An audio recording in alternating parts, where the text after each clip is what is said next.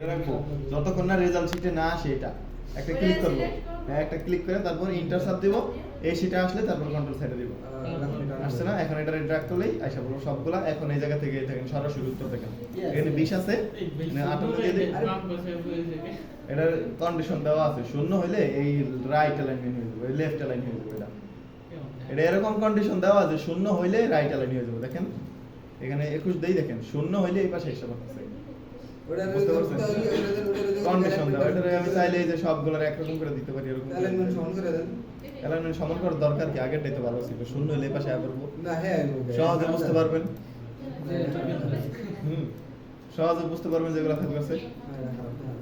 আর অনেক কিছু আছে, এরকম আছে যে যদি 33 এর কম পাও এগুলো লাল কালার হয়ে যাবে। এরকম 33 এর কম দিবেন আর এই জায়গা লাল হয়ে যাবে। এখানে যতই দেন 80 হইলে এই কালার থাকবে, 33 এর কম হইলে লাল হইব, 80 বেশি থাকলে সবুজ থাকবে। এডি কল কন্ডিশনাল ফরম্যাটিং বলে এগুলো।